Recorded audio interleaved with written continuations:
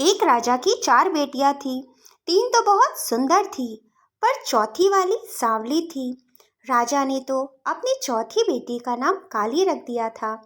वह रूप की तो काली थी, पर पूजा पाठ बहुत किया करती थी, प्रभु की भक्ति करती, उसके बाद घर का सारा काम भी करती थी। पर राजा की तीनों बड़ी बेटियां बहुत घमंडी थी। उन लोगों को अपने रूप का बहुत घमंड था। वे लोग खाली नौकरों पर हुक्म चलाया करती।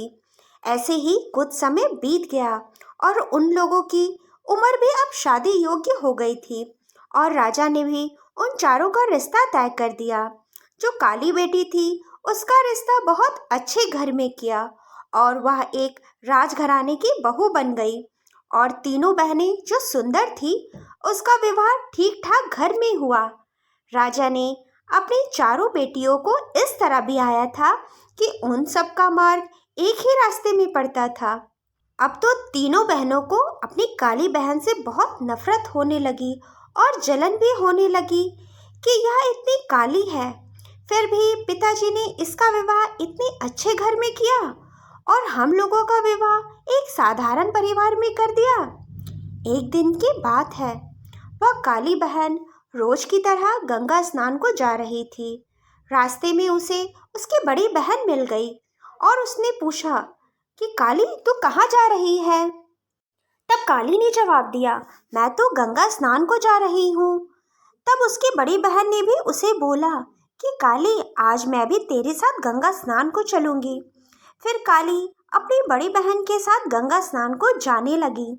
चलते चलते उसकी दूसरी बहन भी मिल गई और उसने भी वही पूछा कि तुम दोनों कहाँ जा रही हो? उन दोनों ने भी जवाब दिया कि हम लोग गंगा स्नान को जा रहे हैं। अब तो तीसरी बहन भी उन लोगों के साथ गंगा स्नान को जाने लगी। थोड़ी और आगे बढ़ी तो चौथी बहन भी मिल गई। उसने भी उन लोगों से वही पूछा कि तुम लोग कहाँ जा रही हो? तब उन लोगों ने भी जवाब दिया कि हम सब गंगा स्नान को जा रही हैं। अब तो चारों मिलकर गंगा स्नान को जाने लगी। फिर उन लोगों ने स्नान किया और भगवान से प्रार्थना करने लगी। बड़ी बहन बोलती है, भगवान, मेरे घर में इतना धन हो जाए कि काली का धन उसके आगे फीका पड़ने लगे। दूसरी बहन ने भगवान से धन मांगा और तीसरी ने भी बहुत सारा धन मांगा कि मेरे घर में बहुत सारा धन हो जाए और मैं सबसे धनवान बन जाऊं। और काली बहन ने प्रार्थना की कि हे भगवान, मुझे आप दर्शन कब देंगे? कितने समय से मैं आपकी पूजा अर्चना कर रही हूँ, पर आपने मुझे दर्शन नहीं दिया। फिर चारों बहन ने स्नान किया और सारी अपने अपने घर को चली गई। भोले बाबा ने उनकी प्रार्थना स्वीकार कर ली। अब तो तीनों बहुत धनवान हो गई और भगवान ने काली बहन की गोद भर दी और कुछ समय बाद उसने एक बहुत ही सुंदर पुत्र को जन्म दिया। और उधर उन लोगों के पास धन तो था, पर उनकी कोई संतान नहीं थी। अब तो वे लोग काली बहन से और जलन करने लगी कि भगवान ने उसे एक पुत्र भी दे दिया और हमें कुछ ना दिया, हम बे औलाद रह गए। बहन, जब हमारी कोई औलाद नहीं है तो हम उस काली की औलाद को भी जिंदा नहीं छोड़ेंगे।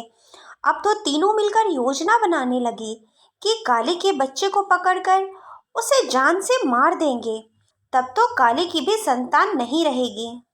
एक दिन काली का बेटा बाहर खेल रहा था तो उसकी बड़ी बहन ने उसे देख लिया और उसके हाथ पैर बांधकर एक बोरे में डालकर ले जा रही थी कि अचानक से काली बहन उसके सामने आ गई और पूछने लगी, दीदी, इस बोरे में क्या है?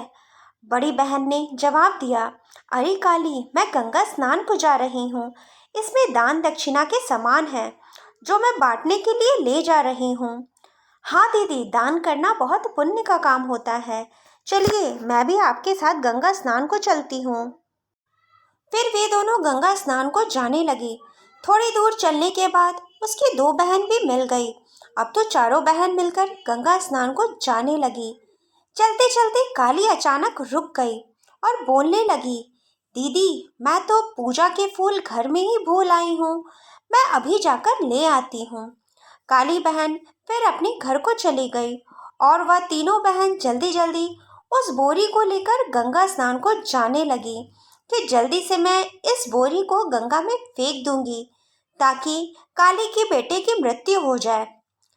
जब वह तीनों गंगा स्नान को जा रही थी तो रास्ते में उसे एक बूढ़ा व्यक्ति मिला जो कि बहुत बीमार था। उसके शरीर में इतने कोढ़ थे कि उसके शरीर में कीड़े पड़े हुए थे। मच्छर मक्खी भिनभिना रही थी। उस कोढ़ी की नज़र तीनों बहनों पर पड़ी और बोलने लगा कि अरे बहन, क्या तुम मुझे गंगा स्नान करा दोगी ताकि मेरी यह बीमारी ठीक हो जाए और मैं पहले की तरह स्वस्थ हो जाऊं। तीनों बहनें जोर जोर से हंसने लगी और बोली, क्या तुमने हमारे कपड़े देखे हैं कि कितने सुंदर हैं? कहीं तुम्हारे छूने से यह मैले ना हो जाए। हम तुम्हें स्नान नहीं करा सकते, तुम यहीं पर पड़े रहो। तीनों बहन हंसती हुई आगे चली गई। थोड़ी देर बाद काली भी वहां आ गई और उस बाबा ने उसे आवाज़ लगाई कि बेटी मदद करो। क्या हुआ बाबा?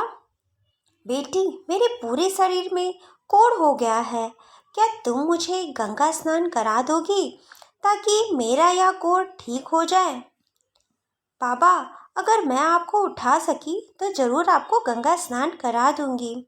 फिर काली उस बाबा को उठाने लगी। वह बाबा मानो फूल से भी हल्के हो गए थे। काली ने उसे अपने गोद में उठा लिया और गंगा स्नान को जाने लगी। वह अपने तीनों बहनों से पहले गंगा स्नान को पहुंच गई। काली ने बाबा को नदी के किनारे बैठा दिया और बोली, बाबा, आप गंगा स्नान कर लीजिए। नहीं बेटी, मैं अगर गंगा में डुबकी लगाऊंगा तो यह गंगा मैली हो जाएगी। मेरे शरीर में इतने कोढ़ है कि उसमें भी कीड़े पड़ जाएंगे। बाबा, यह आप कैसी बात कर रहे हैं? गंगा तो एक पवित्र नदी है। गंगा तो सभी के कष्ट हर लेती है, तो आपके स्नान करने से यह अपवित्र कैसे होगी? चलिए बाबा, मैं आपको गंगा स्नान करा देती हूँ। काली ने जैसे ही उस बाबा को गंगा में डुबकी लगाई, वह तो पूरी तरह ठीक हो गए। यह देखकर तो काली बहुत खुश हो गई। फिर काली बाबा को नदी किनारे बैठाकर खुद स्नान करने चली गई। इधर बाबा ने अपना रूप 6 साल की बच्चे की तरह बना लिया और खेलने लगे। इधर वह तीनों बहन बोरा लेकर गंगा घाट को आ गई और जल्दी से उसने वह बोरा गंगा जी में फेंक दिया और गंगा स्नान को चली गई कि जब तक हम आएंगे तब तक यह बोरा गंगा जी में डूब जाएगा और बच्चे की मृत्यु हो जाएगी। यह बोलकर वह तीनों गंगा स्नान को चली गई। वह 6 साल का बच्चा कोई और नहीं, स्वयं भोले बाबा थे, जिसने बूढ़े व्यक्ति का रूप बनाया था। उस बूढ़े व्यक्ति ने जल्दी से वह बोरा निकाला और उस बोरे के अंदर से उस बच्चे को बाहर निकाल लिया। उधर काली स्नान करते समय भगवान से प्रार्थना कर रही थी कि हे भगवान, मेरे घर में सुख शांति रखना, मेरे बच्चे को सभी खुशी देना और मेरा सुहाग सलामत रखना। काली ने प्रार्थना करके जैसे आंखें खोली, उसका बच्चा तो उसके सामने सही सलामत खड़ा था।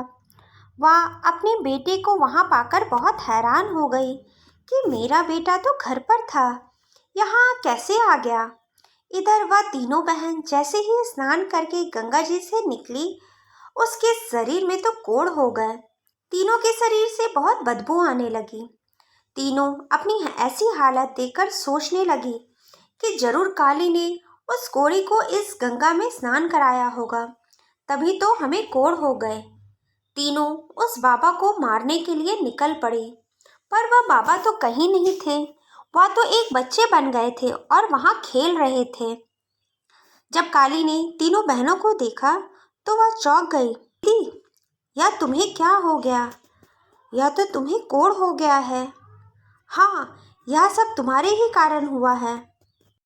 तूने ही उस बूढ़े बाबा को गंगा जी में स्नान कराया होगा, तभी तो हमें कोढ़ हो गए हैं। हम तुम्हें जिंदा नहीं छोड़ेंगे। वे लोग जैसे ही काली को मारने लगी, उन लोगों की नज़र पास ही में खड़े उसके बेटे पर पड़ गई और बोलने लगी, अरे, यह लड़का यहाँ कैसे आ गया? हमने तो इसे बोरी में भरकर गंगा जी में फेंक दिया था। हमने सोचा यह मर गया होगा, पर यह तो सही सलामत खड़ा है। हाँ दीदी, यह तो मेरी भोलेनाथ की कृपा है जो आज मेरा बेटा सही सलामत मेरे साथ है। उन तीनों को अपने किए पर बहुत पछतावा होने लगा और वह अपनी छोटी बहन काली के पैरों में गिर गई। बहन, हमें माफ़ कर दो। हमने तुम्हारे साथ बहुत गलत किया। हम तुम पर तो भगवान की कृपा है। तुम हमारे लिए भी प्रार्थना करो कि भोले बाबा हमें ठीक कर दे, नहीं तो हमारे पति हमें घर से निकाल देंगे। काली ने भोले बाबा से प्रार्थना की, भोले बाबा, आप मेरी बहनों को क्षमा कर दीजिए, उनके अपराधों को माफ़ कर दीजिए और उन्हें पहले की तरह ठीक कर दीजिए और उन लोगों की भी गोद भर दीजिए। अगर इन्हें भी बच्चा होता तो यह भी बच्चे का दर्द समझते।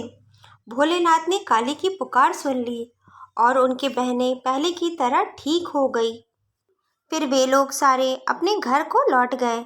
तो दोस्तों, कहानी अच्छी लगी तो लाइक करना ना भूलें और ऐसे ही कहानी देखने के लिए हमारे चैनल को सब्सक्राइब करना ना भूलें। राधे राधे।